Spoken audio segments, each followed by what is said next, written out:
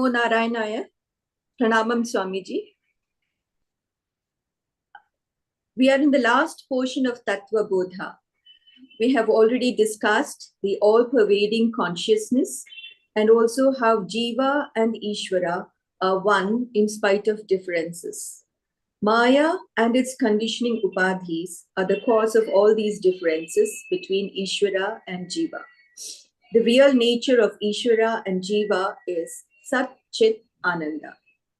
These are not topics that are only for discussion, they have to be meditated upon. The first step is learning, and then next is the pursuit of realization.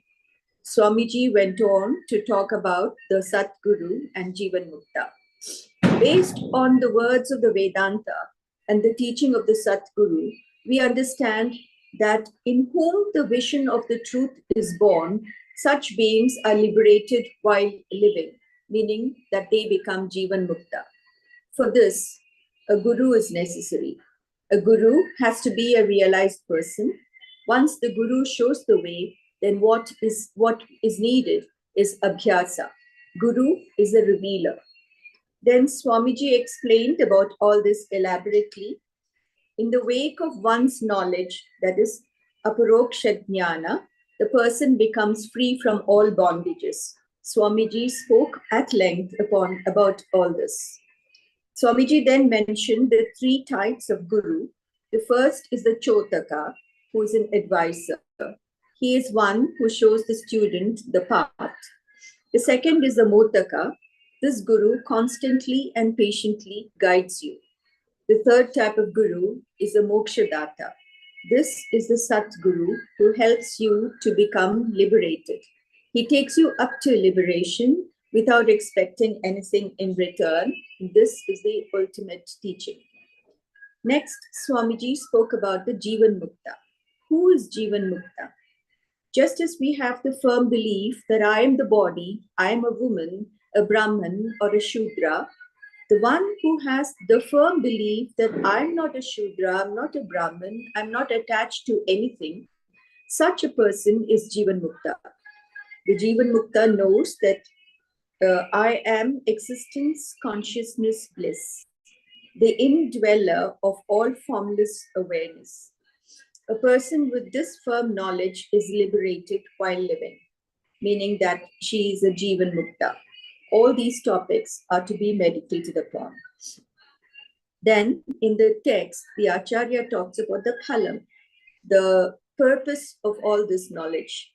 There, Shankaracharya says, Brahmaivahamasmitya aparoksha jnanena nikhila karma bandha vinirmuktasyat.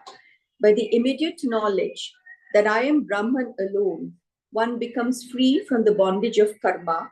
Jivan Mukta has no more karma. What is karma? Swamiji will tell us about that today. Hari Om.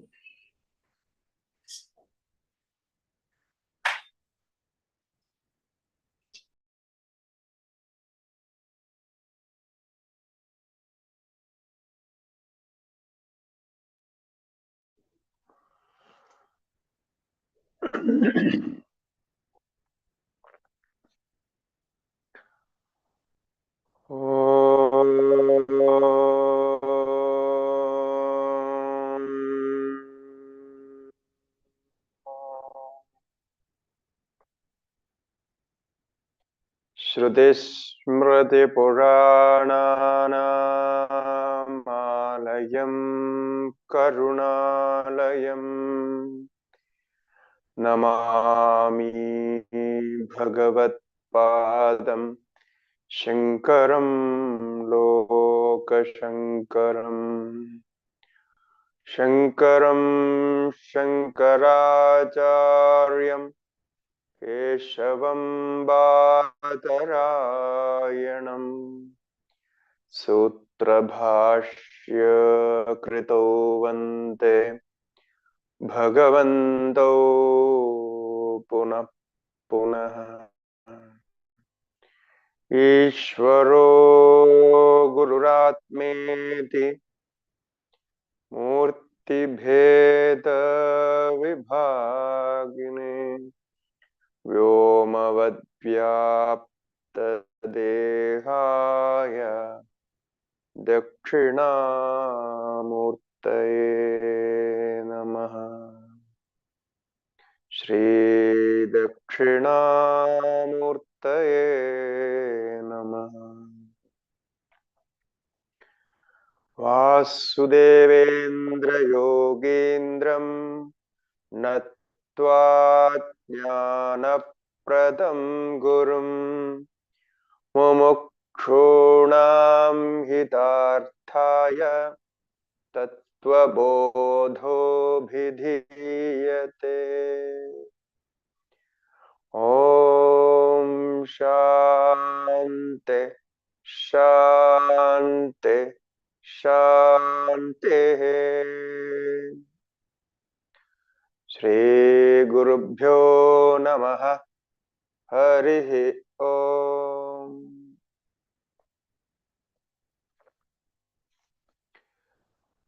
Om Namo Narayanaya. A heartful happy Deepavali to all of you. Happy Deepavali, the festival of light. So it leads to knowledge. So even in this festival, we are not taking a holiday for this class. That is something wonderful. I think today there are less number attending. It's okay. Yes, today we are going to discuss another very important and very special part of our tradition, our culture.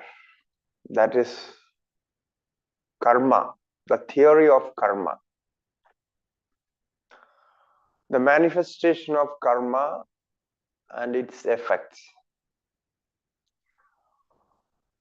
We are going to get a precise and very profound understanding of karma from this Tattvabodha. So now we cannot discuss how many karmas are there. Karmas are countless. All actions are considered as karma. And so we can't definitely say how many karma phalas are there, the fruits of karma. It cannot be decided. Now, one thing we have to remember here is the word used karma in our Shastras for both the meanings. The karma means actions, the performance done by physical body and mental body. It means gross body and mind. And similarly, the karma word is used for the fruits of the karma. It means karma phala. The karma phala is also sometimes called karma. This is what confusing when we discuss this in English, because we use karma for both. Now I am sitting here is my karma. So when I say this is an action as well as an effect, because I have some previous karma. Because of that I am sitting here, and sitting is itself is karma, as we know, action. Therefore, when we discuss this, we should be little careful to understand this minute difference of karma and karma phala. For both we use as karma. Now, who is the doer? The doer is Jiva. So Jiva is called the doer, the karta. How he become karta? One karta, one doer must have one quality. That is, he must believe himself as a doer. He must believe, ascertain himself as a doer. It means that is we call as kartritvam, doership. So he must take up the doership and identify with that. Then he become karta. Otherwise, if he doesn't take that, doesn't have the doership, then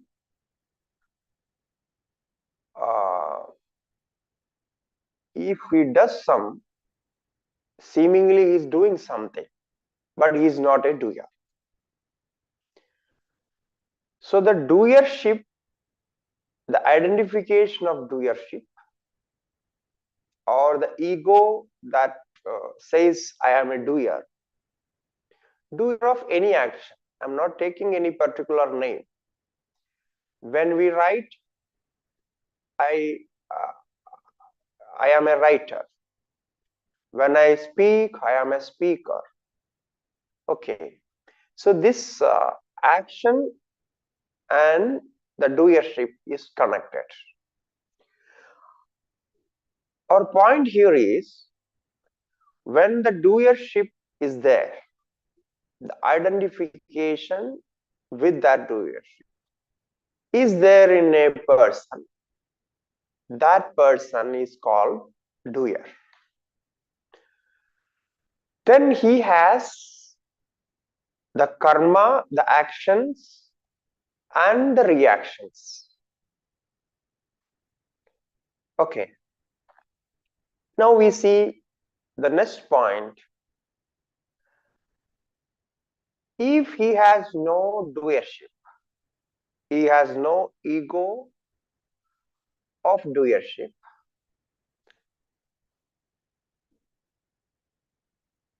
but he does karma.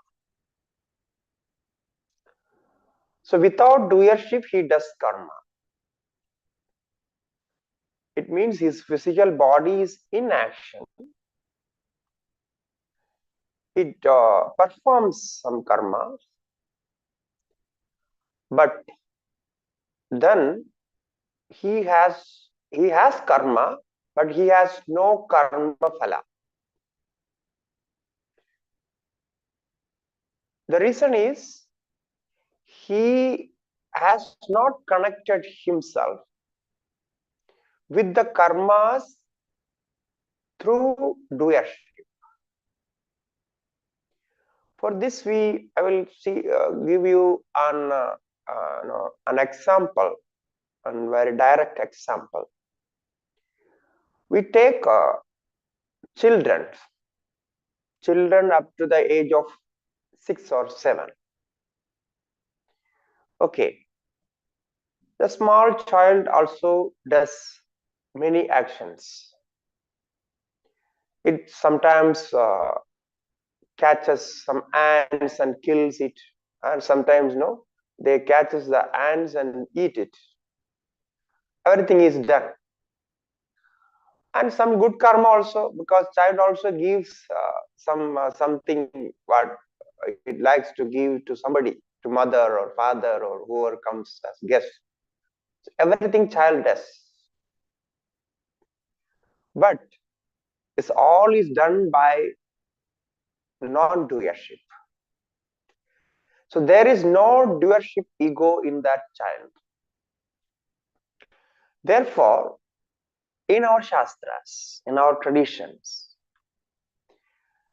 the actions done by child up to the age of 7, the 7 has decided the age, because after that the upanayana, then the teachings and injunctions and prohibitions and everything will come. So therefore the age is decided at 7. Okay. Today's science also says the same thing, the brain development and all those things. So up to that age, whatever he did is not fruitful. It means it is not going to give him any reaction, any effect. The reason is he is ignorant, he is innocent, and he has no understanding of good and bad, and no punya and no papa. So he is completely free of this karmas. Still he does karmas. This is the difference. You just take this point, you will understand all karma theory very well if we understand this. So therefore we cannot say where there is karma, there is karma phala. Every action has an equal reaction. You cannot say that. In this theory, although Newton's theory says something else, but we are taking into this point or the same thing, karma and karma phala. So we cannot say all actions give reactions, because in child we don't believe it. Similarly, when a person after doing sadhana, getting enlightened by Vedantic knowledge, he becomes Jivan Mukta. We have already learned about Jivan Mukta. So that Jivan Mukta also has no doership. He has left his doership. He has no sense of doership, because he understood the truth, the reality of his existence, Satchidananda. Therefore, there is no chance of doership. The doership for him is a blunder. No, it's a very unthoughtful things that he can take it. He says there is no meaning for doership, because he understood that his existence is not different from the existence of Brahman, all-pervading Brahman. So then what happens? Like that child, he also has karmas. He does karmas, but still you have no effect of that. So this is karma phala. He went beyond karma phala. The child is ignorant, and this person is jnani. He's a wise person. Now, these two ends, the ignorant, the most ignorant, without ego, nothing is there, no conditioning, that child also has no karma phala. And this enlightened person, Jivan Mukta, also has no karma phala. Now, in between, over there like us, we have learned many things now, Vedanta and all those, we have so many ideas, so many complexes, ego, very strong ego, conditionings, so many things are there. So with all this complexity, we become a very, very strong doer. We have a very strong doership. We say, the willpower and the capacity to manage. We are a good manager, and on all those, we have so many qualities added. And these things we never say regarding the connected with the child or the other person, the Jivan Mukta. We never say Jivan Mukta is a good manager. He's a good manager. No, it cannot be, because he has no management. He will fail if you put him in a management some position, because he cannot control anybody. And he will ask people to do their own wishes. How can you manage how can you function a company like that? But I have one friend. He came to me maybe couple of, maybe 4 or 5 years before Corona. Before also he came, but he is a businessman in Delhi. Okay, he has a big business, and he likes Vedanta, and he meditates for hours in the morning and everything he does. Now he learned Vedanta. He learned something from me, and he learned from many masters. From many masters, he learned different subjects of Vedanta. Now, after that, what he does? He has a company. He's what do you say, the chairman of the company. His company he is managing. His family is honoring owners of the company, and everything is there. But how he manages it is interesting. He never called any of his staffs, and never if somebody does something wrong, something happened, he never say you resign and go out. He is managed in such a way. But what he says, after I changed my attitude, after learning Vedanta, I respected all staffs and loved them.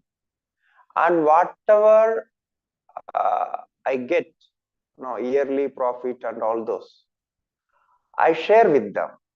I take my part and I also share with them. And after this, he says, my all system changed. I can believe any staff. They are working like, they are working for themselves. Like, they work with their full dedication. And no complaints, no quarrels, nothing. And now I know or maybe in weekly or sometimes he goes to office. Otherwise, he is sitting in his room and meditating and reading and preparing for lectures and like that. He's completely free. He says this attitude, because now they feel that whatever they are working for, they are also benefited from that. And there is no meaning for any cheating or doing like that. There is nothing. So it's possible. And he has a rule. He says, I never went to his office, but he says he has written the rule there. If anybody wants to join the company for the work, so they can go to they can take the process and follow the process, and interview and everything will be there. If it is okay, everything, the qualification and everything is okay, he can join the company. It's an advertising company, basically, advertising company. And if anybody wants to go, if they want to go to another company, get more salary, nowadays it happens. They are also free to go. So only 1 day before or 2 days before, you have to inform that I'm going to leave. So you will get all the benefits till the day. And now he says, in maybe 10 years before or 5 years before, people were not happy. I was giving so much money and everything, but they were not happy. But now they are satisfied and they don't want to leave. If they are getting more money from other companies, but they don't want to leave. The thing is the space that he has given there. So he has respect and all those. So what I am saying is, it's all possible. If we change our attitude, there is a big change. The scolding and all, giving instructions and hurting others' ego, and it's all a kind of different style. It is actually it's old style. Nowadays it's not necessary. If you don't like somebody's work, you can frankly, directly tell the person, you see, your working style is not no, I'm not liking it. Sure, you can, if you can change the style, is okay. Otherwise, so you can just speak out your mind. There is no point of scolding and making all these troubles, because hurting others' ego is very, very bad. Why? Because that is the root of all bad effects. So if it is possible, if by learning all this, try to understand our own doership, our own ego. So in this level of understanding, you will change your life and you can change others' life. Now he is a big management speaker. Nowadays he speaks very well about all this, how to management, inspiring talks for youngsters. So because his life experience gave him this, and people follow him.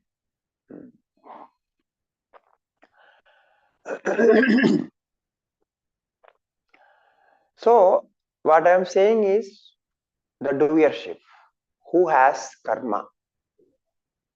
So child has no karma, though child does actions, and the Jivan Mukta has no karma, though he does actions. In between, we have doership, actions and reactions. This is the basic formula of karma theory. Now, another point connected to this is, in our Shastras it is said, human beings are performers, and other beings, other animals, they have no karma. They are not performing new karma. Their body is for experiencing karma. We say bhoga sharira. only for experiencing. They cannot perform a new karma, new action. They have no choice for that. So they take birth according to their previous karma, and their instincts work for them. It means everything is programmed by nature. Their brain works accordingly, and they live their life. So they cannot perform a new karma for new effect. They can only receive effects. This is called bhoga sharira. Other than human body, all other bodies, all other living beings are bhoga sharira. Even devadas. If we believe in devadas, even devadas also they have bhoga shariras. Only Manushya has karma sharira.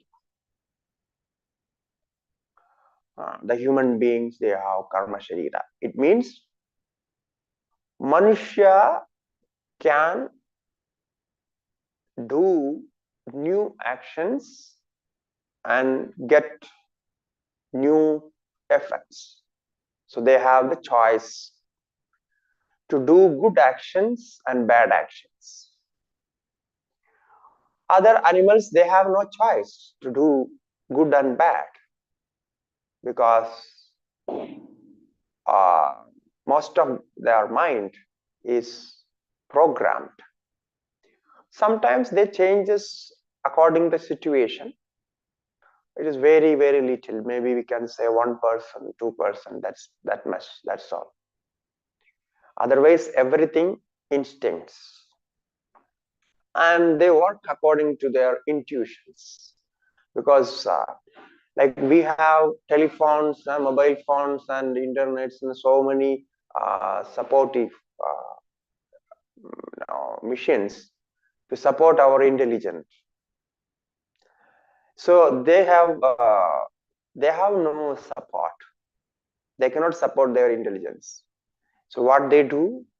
So they have intuitions. The intuitions are there. They know what is going to happen.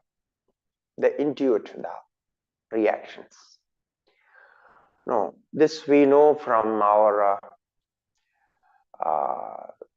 the science with this biology and all other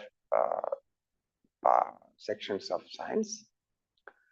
So now only Manushya can perform karmas. If man can perform karma, what is his qualification? I said his qualification is he should be identified with the ego, doership. It means he must believe that I am a doer.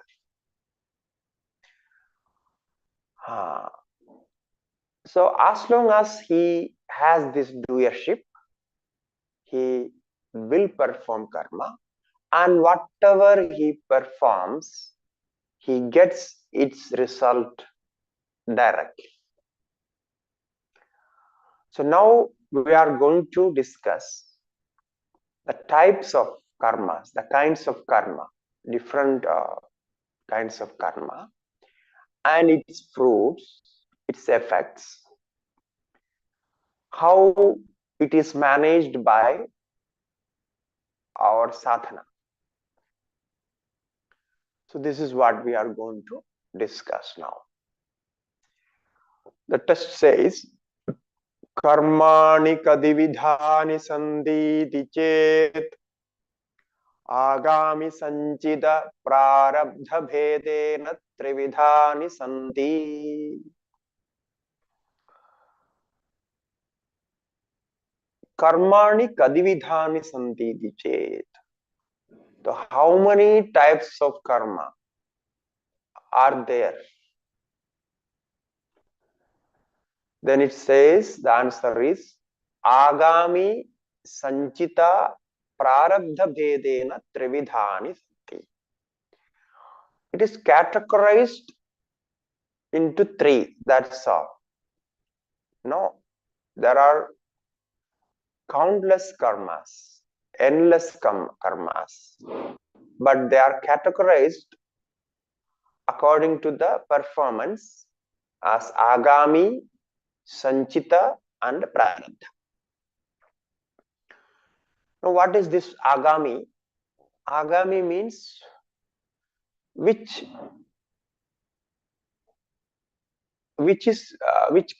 is coming later. Agami, it means which comes later. It means which fructifies in future. Which fructifies, it affects in future. That karma category is called Agami. Now we will learn what it is. In the next session, it is going to, the next sentence is we are going to discuss it. And the next one is called Sanchita. It is pronounced as Sanchita. Chita means accumulated. Sam means well accumulated. It means accumulated result of actions.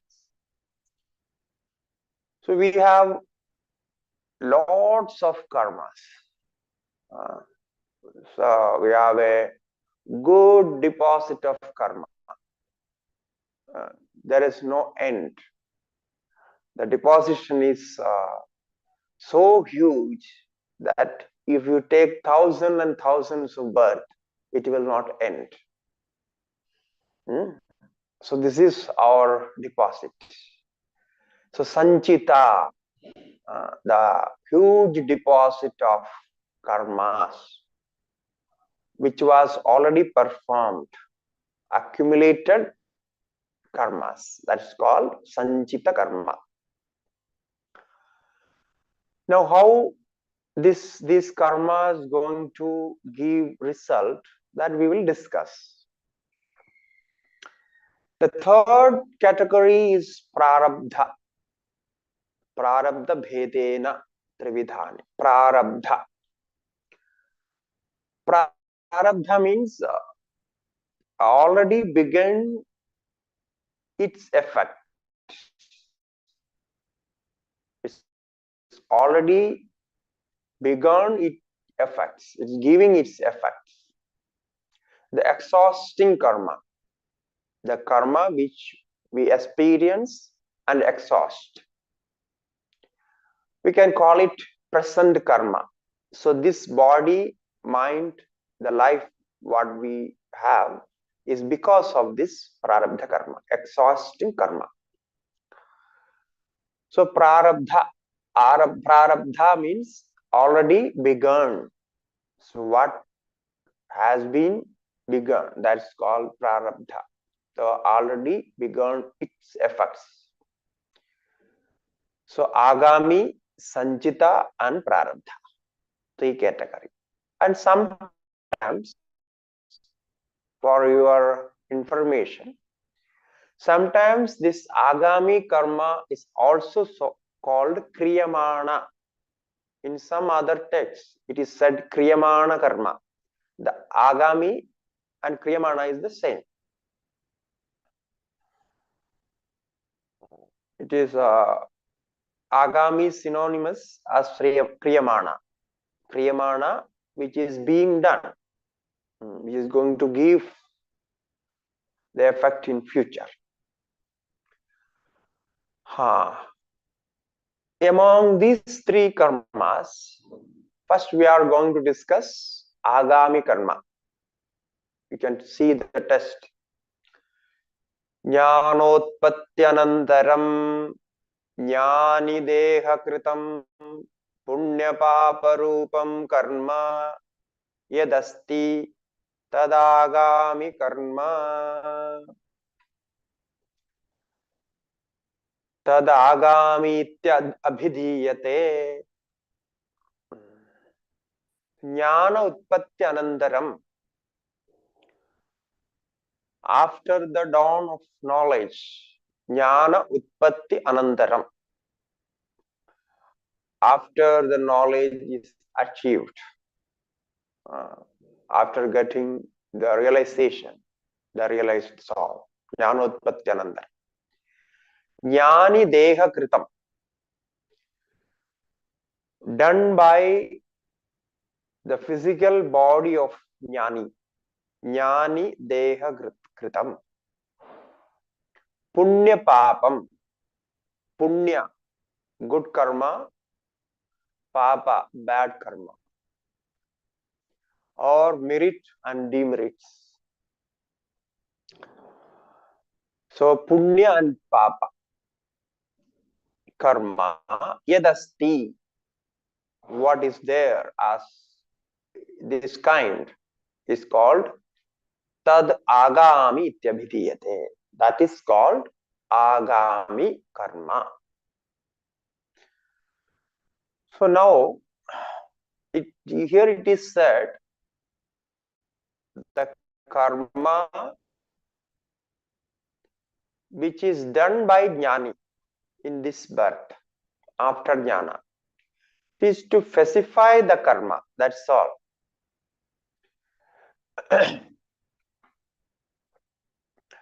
But whatever we do, while our prarabdha, when we live in this body, the karma gathered in the process of exhausting prarabdha. It means now we are doing some karma and also experiencing the prarabdha. So both are there. So while experiencing or while exhausting the prarabdha, whatever is done, whatever is gathered, that is called agami. So that is, if that karma, here the special point is, if that karma which is gathered in this birth is going to give the effect in this birth itself, then that karma is called agami. It's for normal people. But in the case of jnani, it is special. Now, here in this agami karma, like we have a choice to perform good karmas and bad karmas. But in, regarding prarabdha, we have no choice. Obviously, prarabdha is choiceless and out of our control. But in the case of agami, we have choice. We can choose good karmas and bad karmas. Prarabdha will give the chance. Prarabdha will create the situation. And you will perform good or bad. That is your free will. So that much freedom you have. If you get a good chance, you perform good karma. And if you can avoid the situation where you will be bound to perform some bad karmas, some inmerits, so you can leave that situation. So this is willpower. You have a free will there. This much freedom you have. This is we call as purushartha. And taking this chance, whatever said in Gita, whatever Bhagavan says in Gita, is all with this free will contest. Because the prarabdha gave the chance of war, and Arjuna is going to perform his duty as a Kshatriya and get its fruit.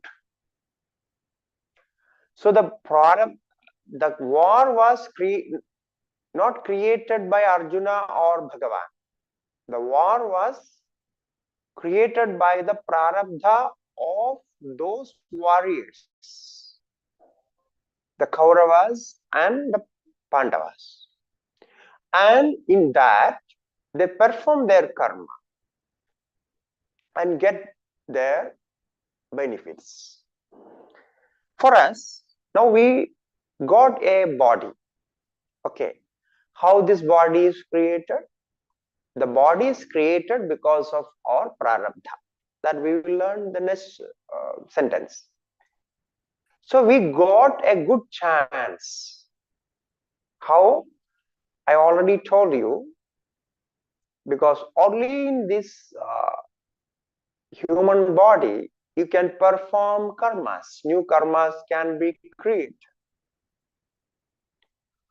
Therefore, it is a good chance. You got the good chance. But with that, because you had a good deposit of punya, so you got a human body. Oh. And then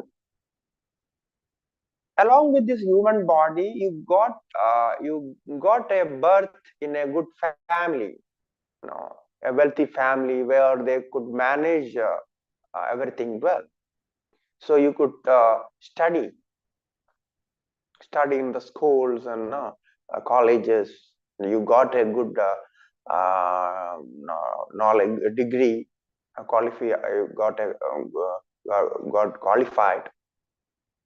Then there were chances for jobs. You got a job, or you get into some business and something.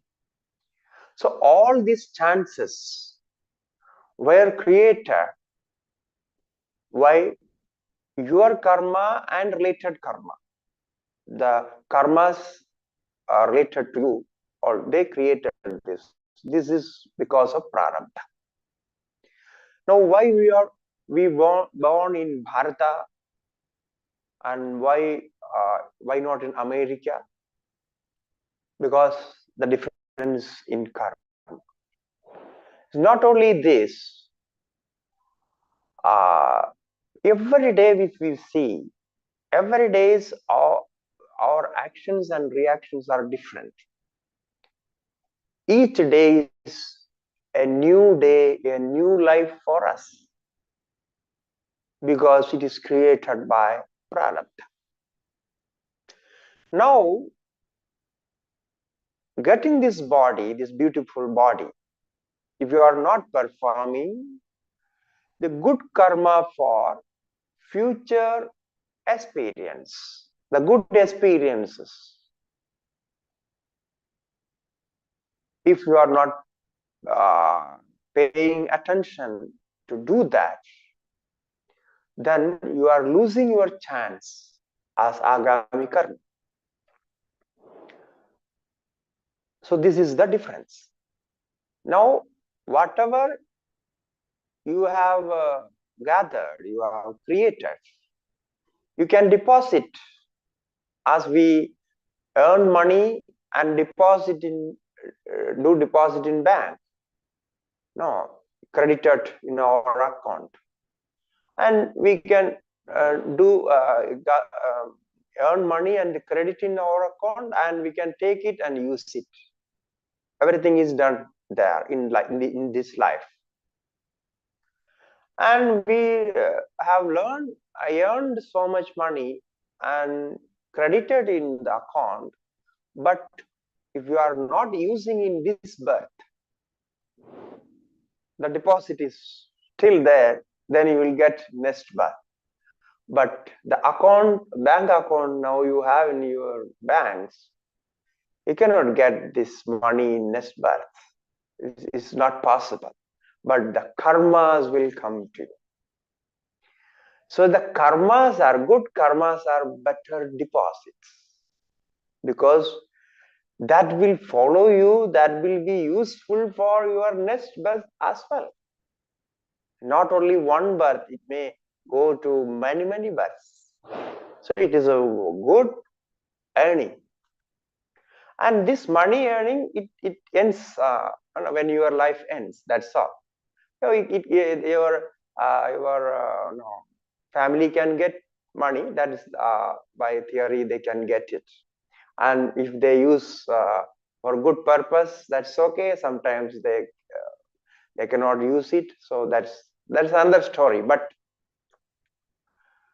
as the person is concerned, his perfect accumulation is what to say, the deposit is karmas, good karmas. So that is agami karma.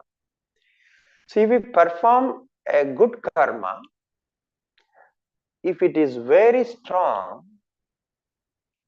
then it can give the result within 3 days. There is a shloka in related to this. Tribhir varshaihi, tribhir pakshaihi, tribhir masaihi, tribhir varshaihi, atyutkataihi punyapapaihi, ihaiva phalamasnute. It says, if your punya is very strong, you have done something very special, you served somebody's life, for example, in a very bad condition, in very bad situation, you served somebody's life, that is a big punya, very strong punya. So it can give the result within 3 days. It is done by a good intention. That is also there. No, I have saved the life for money. Then, then the intention is bad. So that karma is not going to be giving the result in 3 days. So the intention is important. See, with a good intention, only to save the life, you have saved the life, not aiming any money or any other thing. So then that's a good karma, done by good intention. So it will give the result in 3 days. Similarly, with a very strong bad intention, very crookedly, killed somebody or hurted somebody or like that, is a very bad karma. So it can result in 3 days. The papa will come to you. It's like that, it goes. It means before doing the karma, you already know this is bad karma. It's not only bad, it is very bad. And not only very bad, it is very, very bad. I should not do this. This you know very well.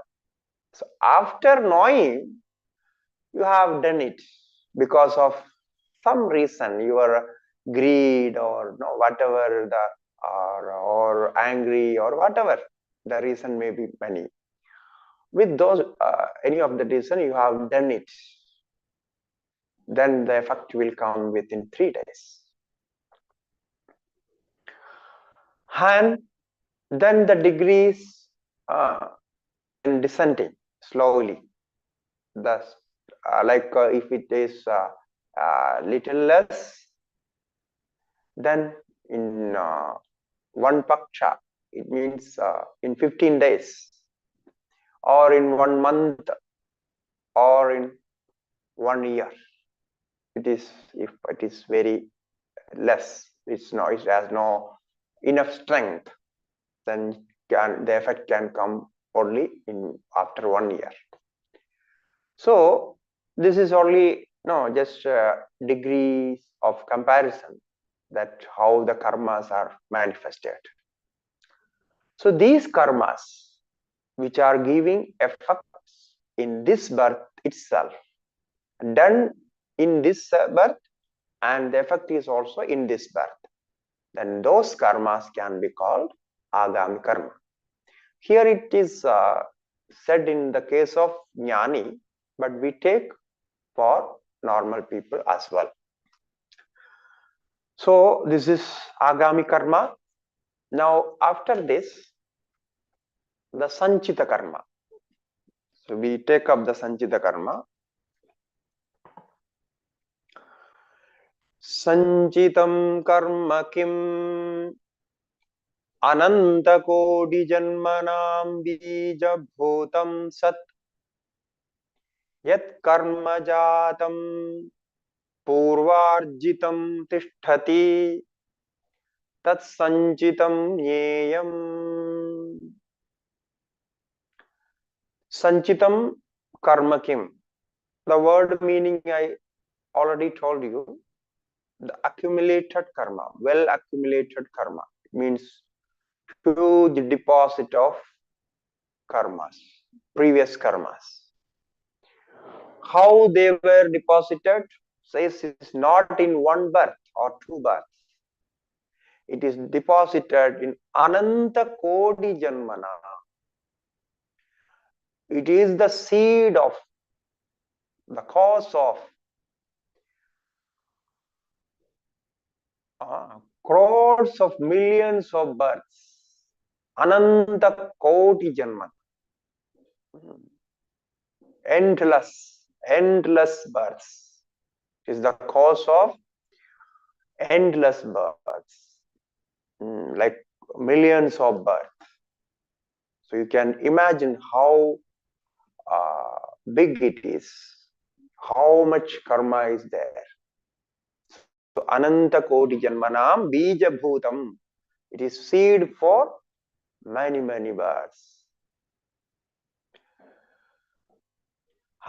Yat karma jatam.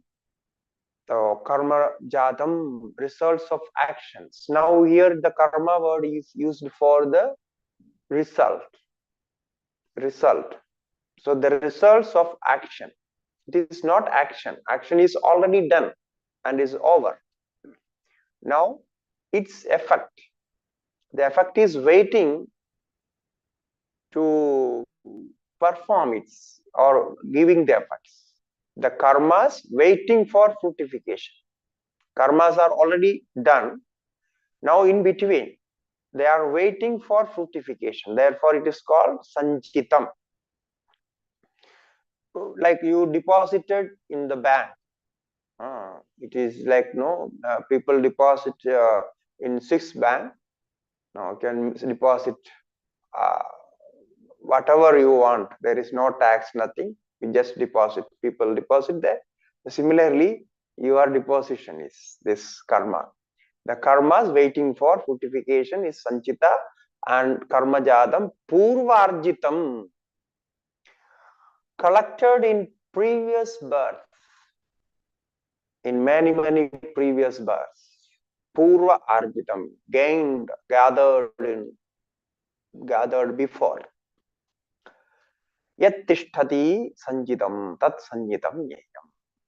So what remains there, what is there, is called sanchita. So this is the sanchita karma.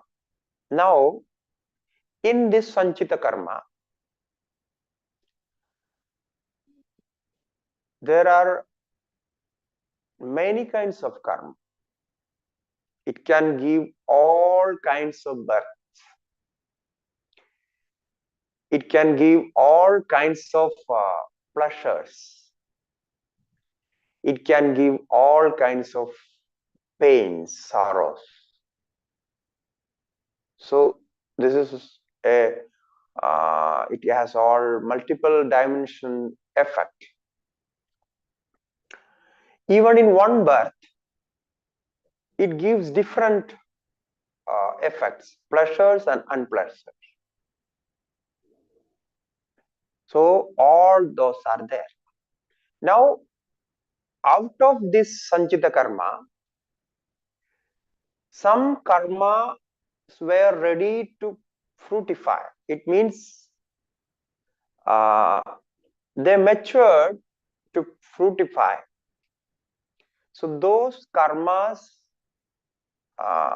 gathered together, the similar karmas, no, so they connect with because of their characters. So they become one. And then if those karmas are for human body, then your human body is created. It means now you are in human body, but you have those karmas, they are deposited karmas for other births too. So now from that sanchita karma, this human prarabdha karma is formed. They have a similar character and they are ready to give the fruit. They matured to give the fruit. No, like nowadays you deposit some fixed deposit for 5 years, 10 years, like that. And after 10 years, the deposit, what you call fixed deposit, no? Yeah, the fixed deposit matures. So you can take some money out of that and use, and rest of the money you keep for another deposit.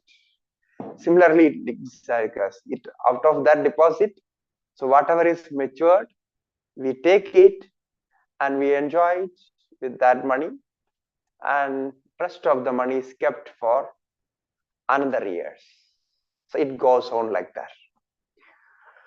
So it is happening the same way. So the deposit is so huge that there is no end to that. And who is the manager of this deposit? Who is managing this? The manager of this deposit is God himself, as we believe. But the owner of the deposit, the responsible person for this deposit is you yourself. So I am responsible for my deposits. Whatever I am getting from that deposit is because of my performance. Therefore, I am responsible for that. If I get the result as pleasure, then I am responsible for that. No, I take the responsibility that I have done something good, so I got the pleasure. I am enjoying it. And the next day, I get some bad karma. The bad karma is fructifying, so I am in trouble. I have some pain. I have some sorrow and some disrespect, and all those happens. For that also I am responsible, not only for pleasure but also for unpleasure. So for both, the responsibility lies on us, but the management, we can't manage it. We can't manage the sanchita karma. We can manage the agami karma, that is I already told you, by free will, but we cannot manage the sanchita and prarabdha. Now just imagine, if you could manage your sanchita, what you would do? You would get only good karmas. You will not look into the bad karmas. You will leave back everything there. No. When you open your fridge, refrigerator, and when you see there are so many things are kept, what do you take out? The thing what you like, or the good fruit which you see in that fridge. So similarly, you will only take good karmas for pleasure, and the bad karmas will be left over there. So then what would happen? It is after some time, maybe after this birth or after some time, all the bad karmas will come to you with full force, because they were ready to give fruit. You are not accepting it, and that would be very bad, that you cannot even bear it, unbearable. So therefore, God made a system. So God has not given control to us, because he knows if this control is given to this man, he will only choose good things and bad things he will not take. So then what would happen to that bad karmas?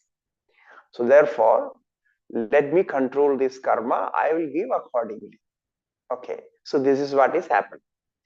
And so he makes prarabdha accordingly. He collects all the good karmas, bad karmas, ready for giving effect. So they are collected. Then the prarabdha is made. Prarabdha, the bunch of karma is made, and then the body is created. Okay, so this is the story of karma. I am just telling you like a story, no? It's how it is made, and this is how karma is made. And we say, the entanglement theory. You all know this, something about this entanglement theory. The quantum entanglement, electrons entanglements, and all those. So in the karma theories also, there is this entanglement theory. What it is? One karma attracts similar karmas.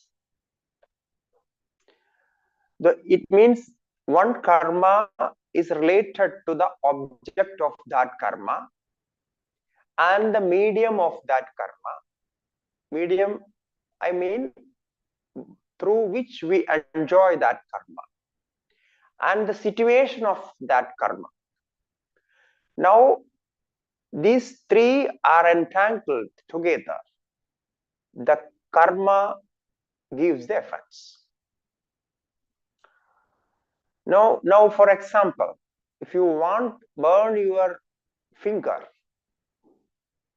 so one karma is there, one karma is ready to give you the experience of burning. Okay, for example, okay, the karma is now, if that karma wants to give you the effect, the fire should be there. So most probably you should be standing somewhere near the fire in the kitchen or somewhere. And the second thing is, you should be doing some work, something connected to fire. The fire is there in the kitchen, but you are standing somewhere else, so that fire cannot burn you.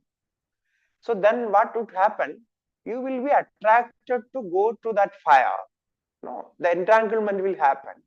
The karma will make the mind. No, sometimes many people say this.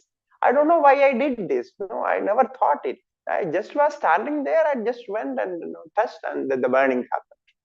So this is amazing, how it works. So you will be without any reason. There is no reason why you should go to the fire and burn you. But you will be attracted to the fire, and you go there and touch something or take a vessel or something, and it fails and something happened and your burning is happened. Everything within no time. So this situation, and therefore we don't know how it happens. The accidents happens daily. So many thousands of accidents happens. How it happens? It is like that. It's not any accident. When we see, no accident is planned. Nobody plans for accident. It happens. So that is the speciality of that. If you need to experience some pain, you need to experience some good thing, the situation and the objects will they will connect together. The entanglement will happen. Then the effect is created. This is we call in Sanskrit naimittikam. It's called, it means with the nimitta, it fructifies. Therefore, you cannot find the reason why you did it. In many cases, you can't find the reason why you did it. Why you thought like that? You cannot find the reason. Sometimes we know the reason because the situation, when we analyze the situation, we could realize the reason for what we did it. But in many cases, we are unable to find the reason. So this is how the prarabdha works. And this is all created from sanchita. Accordingly, it comes. Now, another point here is, in one birth, only one prarabdha works. This is the general theory of prarabdha. We can say the general theory of prarabdha. The like Newton's general theory of gravity, like that we can say the general theory of prarabdha is, in one birth, one prarabdha works. So one prarabdha, I mean to say, which is giving one birth and one effect together. This is called one prarabdha. So that works.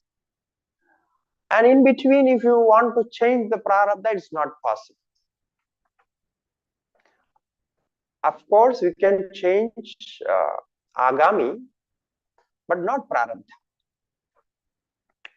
So you cannot change. If you want to change this body, for example, if you want to change this human body into a some other animal's body, it's not possible, because it's already is the prarabdha is working there. It is giving its effect. So that is called sanchita karma, out of which many prarabdhas are created. Endless prarabdhas, countless prarabdhas, millions of births are created. Now the third one is prarabdha itself. So prarabdham karma kimiti chet idam shariram utpadya iha loke eva sukha dukkhadi pradam yat karma tat prarabdham bhogena nashtam bhavati prarabdha karmanam bhogadeva kshayaha iti. Now, what is this prarabdha karma? Prarabdha karma kimiti chet.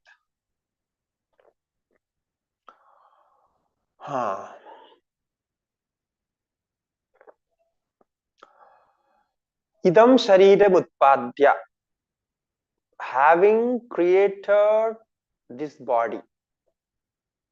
The idam shariram utpadya, having created this body. Iha loke, in this world, in this empirical world. Sukha dukkhadi pratam, which gives pleasure and pain. Sukha dukkhadi pradam. Pradam means which is giving. Yat karma tat prarabdham. This is what is called prarabdha. So prarabdha is the creator of this body as well as it gives the experiences of this world. So the body is created by prarabdha, the sense organs are created by prarabdha, and the object of experience,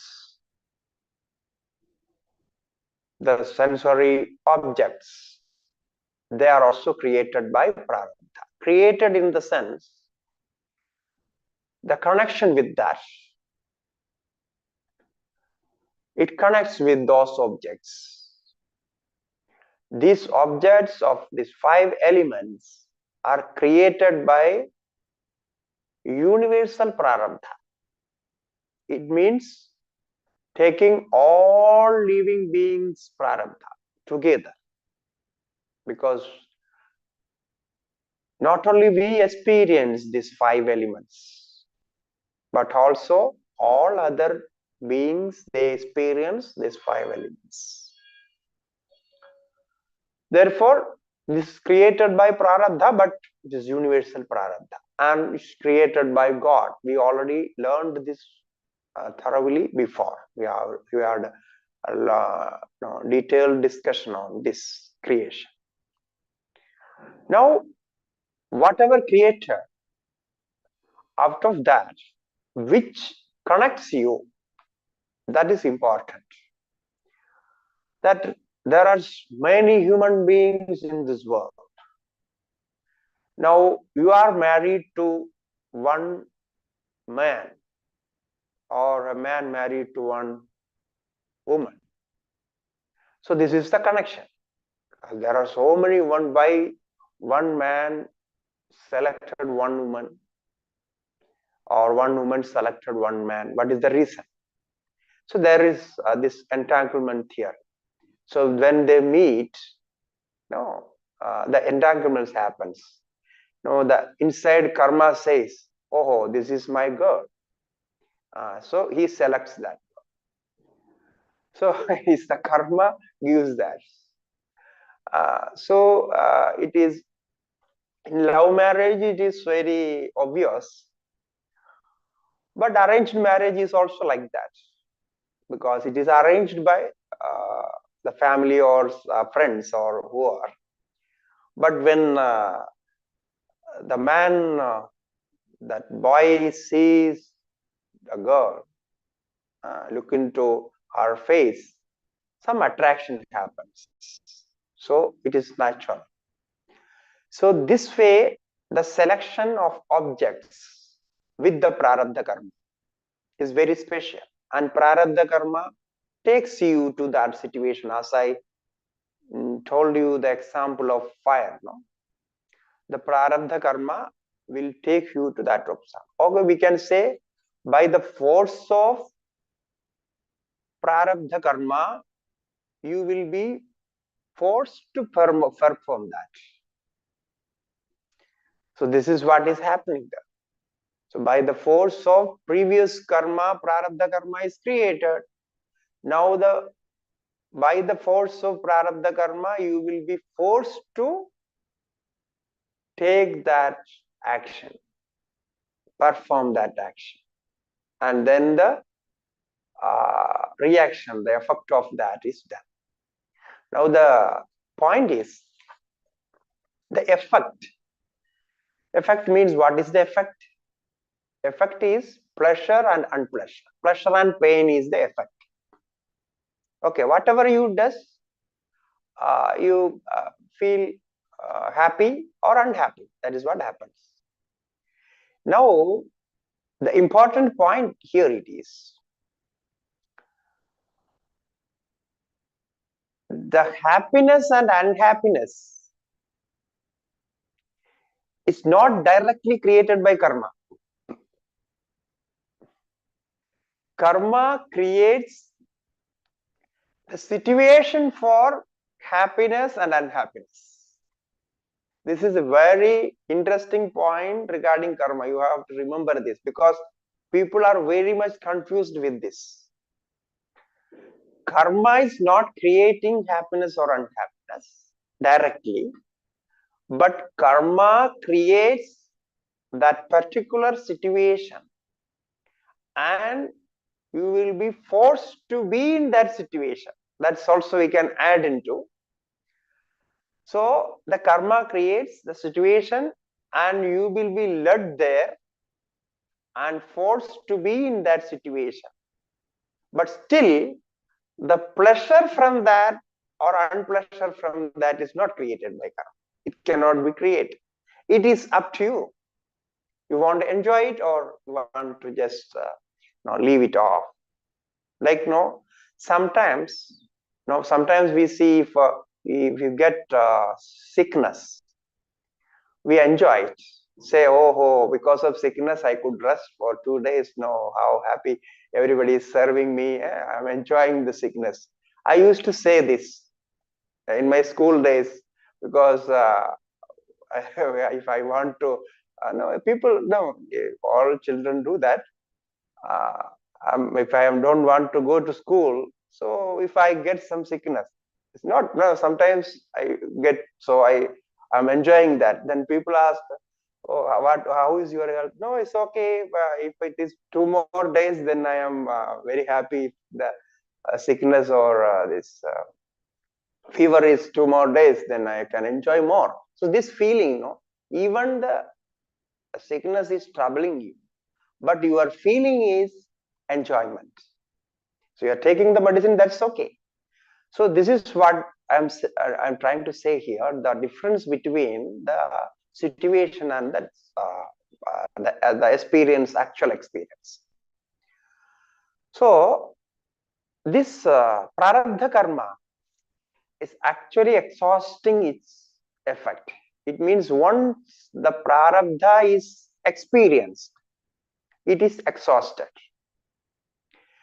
And when you exhaust the prarabdha by experiencing, then only you know what prarabdha you have.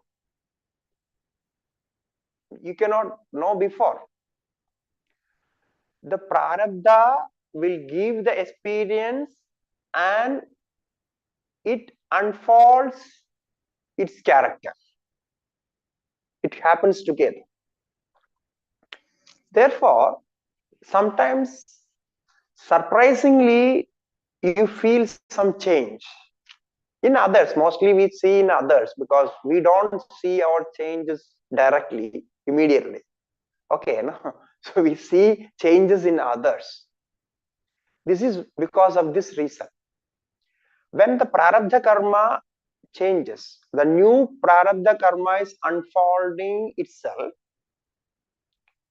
then the previous karma is not necessarily connected. It may be connected to some level, but it may be completely different. You can see many people's life, their life changed within a day. They just changed their mind. So they in psychology, in physiology, there is no reason that they can say why this person changed suddenly. They say it happens. It happens. There is no reason. If the psychologically, when we study things, the changes, the moods of changes and all those, it gradually happens because the effect is happening gradually. But sometimes positively or negatively, both way we can say, sudden changes happen. So it is because of this karma. Now karma is working through brain only, working through mind, because karma is accumulated in Sukshma Sharira. We know what is Sukshma Sharira is. If you don't remember, please refer to that. What is Sukshma Sharira? So the important part of Sukshma Sharira is mind. So through mind is the instrument for the karma to unfold itself. So through that karma, through that mind, karma is unfold, and it creates the situation, and you are forced to be that in that situation, and then it happens. And after happening, you can take it either way, as pleasant or unpleasant. This some effect is there. So that is called prarabdha karma. Now bhogena nashtam bhavati. It says this prarabdha karma is exhausted by experiencing. Bhogena nashtam bhavati. The word bhoga here we should take as general experience. It's not enjoyment itself, but experience. The bhogena nashtam bhavati. The prarabdha is by experiencing it, it exhausts by experiencing. It is destroyed by experiencing. So once one particular prarabdha is experienced, it is gone. Now it cannot come back. It is exhausted. So that is why. Now prarabdha karmanam bhogadeva kshaya is emphasizing that by experiencing only, this prarabdha karma is exhausted. There is no reproduction of prarabdha karma. It means one prarabdha karma cannot create another prarabdha karma. Prarabdha karma is created from which karma? Sanchita karma. Okay. Prarabdha karma is created from sanchita karma. But prarabdha karma cannot create another prarabdha karma. While experiencing prarabdha karma, you can perform agami karmas by that situation, by the instruments you gathered in that situation. You got some instruments, some support. From that you can choose to perform good or bad. Now this connection of free will and fate and free will, we say destiny and free will. This is my destiny and this is my free will. So now what is this connection? It's very difficult to know. It needs a very deep analyzing capacity to understand. So that we will just discuss that in next session. How we can differentiate the free will and destiny, the fact which is here. It is together works. So by free will we create new agami karmas. New agami karmas are created by free will. And prarabdha gave us the body and situation. And in that situation we create new karma. And if you create good karmas in this birth, you are guaranteed to experience pleasure and peace in your next birth or in the rest of your life. So this is how it is connected. Now here the question arises. People ask this question. Now, how we know what is going to happen tomorrow, day after tomorrow, after 1 month, after 1 year? What is going to happen? What is my prarabdha? What is my destiny? We have some signs for that, to know this prarabdha. Because as I said, prarabdha is already decided. It means already it is fixed. So it has some form. And the other thing I said, the prarabdha is the creator of this physical body as well as the objects of experience, the experienceable objects, and the situation. These three are created by prarabdha. Then obviously we have a chance to know in which situation I am going to be, because the situation is created outside. Like in a country, in a particular home, in a town, like that. In a situation is created somewhere in outside. The outside objects are already created. Now only you have to know is the entanglement, the connection of that. So when my mind is going to connect with that situation,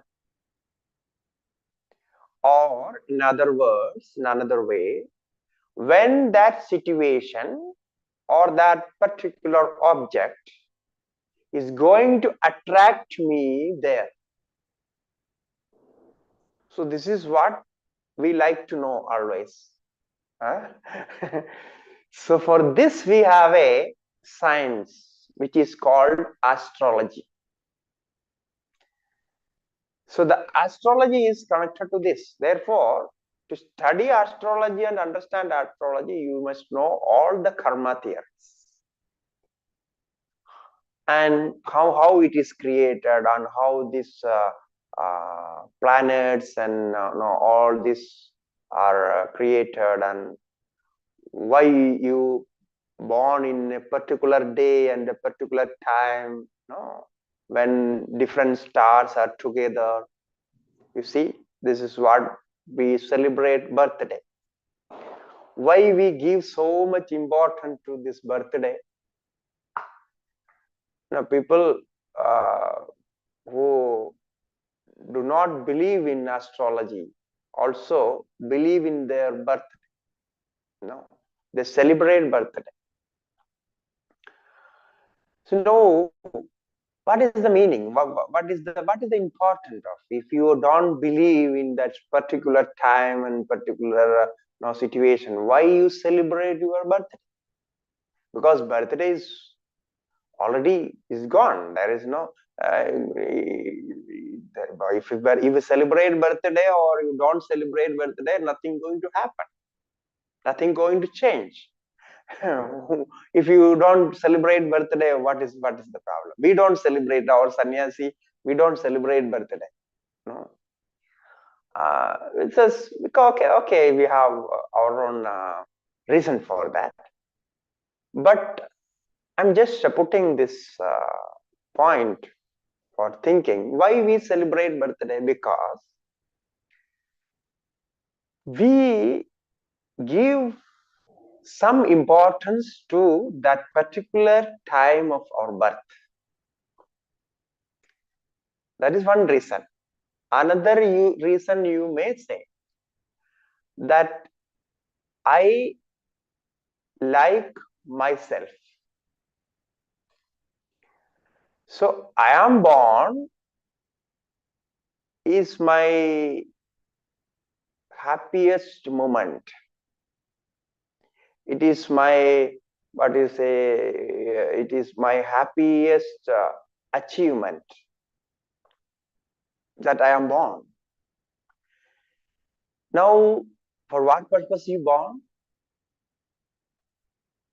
So if you are born as a human being, you are born for experience. It means bound to experience something. After taking birth, you cannot leave off from experiences. You cannot free yourself from experiences. So the experiences are there.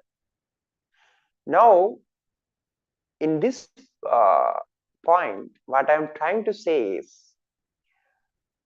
is more important is the experience. Birth is not more important, but the experience is more important. So therefore,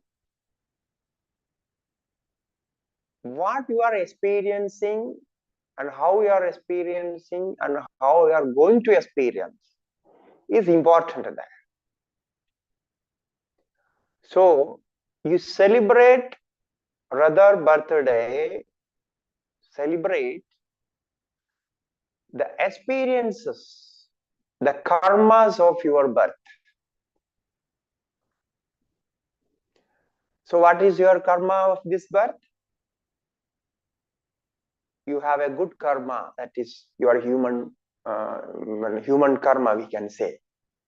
So you celebrate that, and to celebrate that, you must know what are these human karmas. It means the karmas related to human beings. What one human being can perform, what one human being can experience. So this we should know and try to celebrate that. Then you will be a good human being. And for that we have this astrology to know how you born. You were born in a particular time, and what are the karmas, what are the causes for that, and why you chose this family, and all those are discussed there, because they are giving importance to this. So I think now we have I overlooked the time just so now we conclude here. If there is any question, I can take up one or two questions. Yeah, there is a question. So already time is 9:20, I think. Yeah, there is a question in the chat box. Om Harihi Om. Yeah. So can I read the questions, Swamiji?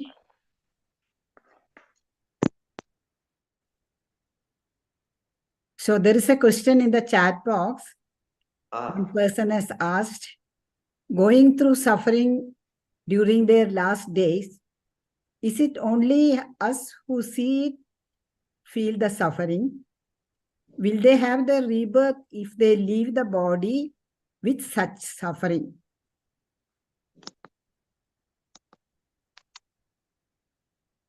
Can you repeat the question once again?